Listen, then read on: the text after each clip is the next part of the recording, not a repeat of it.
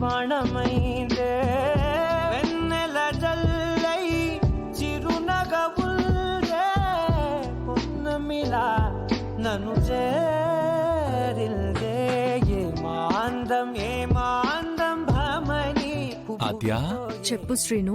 పాపం ఒక్కదానివే కష్టపడి ముగ్గులేస్తున్నావు కదా, చూస్తుంటే జాలేస్తుంది. నేను హెల్ప్ చేయనా? దా వచ్చి కలర్స్ వై. వేస్తాను. నేను సరదాగా అన్నాను. నీకు ముగ్గు వేయడం వచ్చా? రాదు, కానీ నీకోసం ట్రై చేస్తాను. ఏమొద్దు బాబు. రంగులు వేయడం, నన్ను ముగ్గులోకి దించడం అంత ఈజీ కాదు. నేనే వేసుకుంటానులే, నువ్వు చూస్తూ ఉండు. నిన్న ముగ్గుని అలాగే.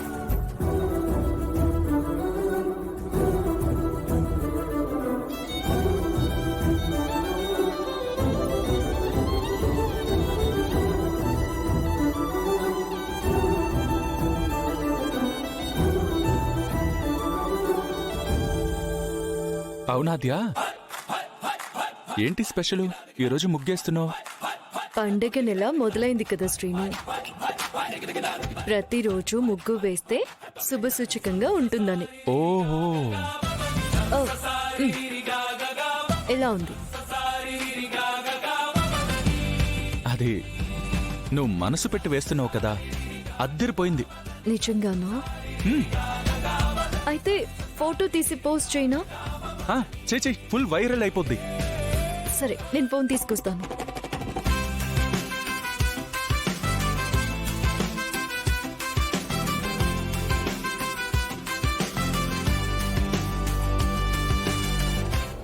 మా సీను బావ దగ్గర నేనుండాలి, నువ్వుంటావా? చెప్తా.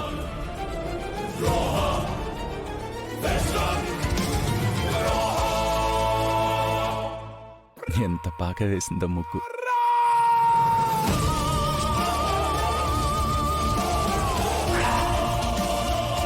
బావా రైట్, ఏం చేస్తున్నావు? ఏమైంది బావా?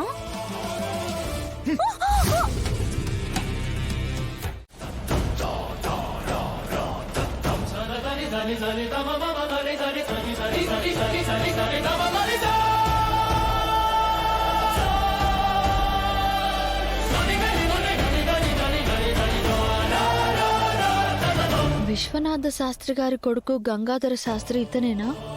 సో ఇతను బతికే ఉన్నాడన్నమాట.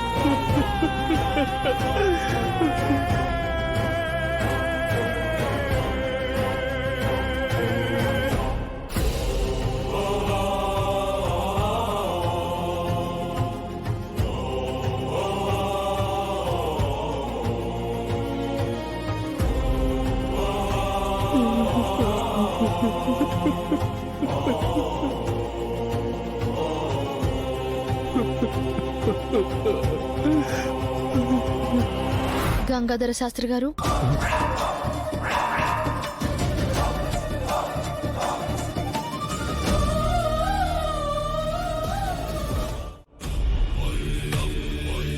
ఏంటి నువ్వు చెప్పేది? అవును సార్, రాబోయే ఎలక్షన్లో నాకు రఘురామ్ గారు సపోర్ట్ చేయరంట. మీ గురించి చెప్పాలంట. ఆ గుడిలో మనం ఏం చేయబోతున్నాము కూడా చెప్పాలంట. అలా చెప్తేనే నాకు సపోర్ట్ చేస్తారంట.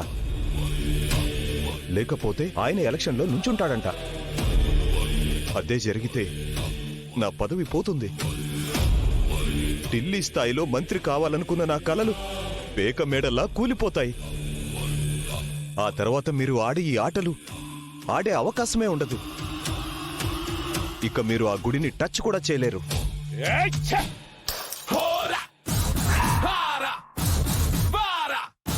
వాళ్ళేమైనా తరతరాలుగా వాళ్ళ ఊళ్ళని గోళ్ళని కాపాడతామని వాళ్ళ పూర్వీకులకు మాటిచ్చారా?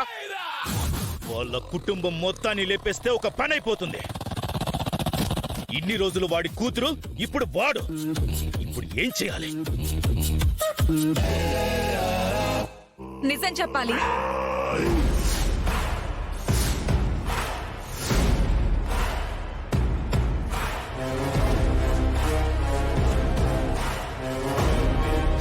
ఏంటి? అవును, రఘురామ్ గారు సపోర్ట్ చేయాలి అంటే మీ వెనక ఈ వాసుదేవ్ ఉన్నాడు అన్న సంగతి చెప్పాలి కదా.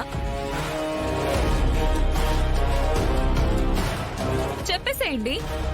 ఆ గుళ్ళో మీరు ఏం చేయదలుచుకున్నారో కూడా చెప్పేయండి. ఏంటి ఆటలుగా ఉందా? అక్కడుంది ఎవరనుకున్నావు? రఘురామ్ గారు. అతనికి ఈ వాసుదేవ్ గురించి తెలిసిందంటే అయితే ఏంటంట?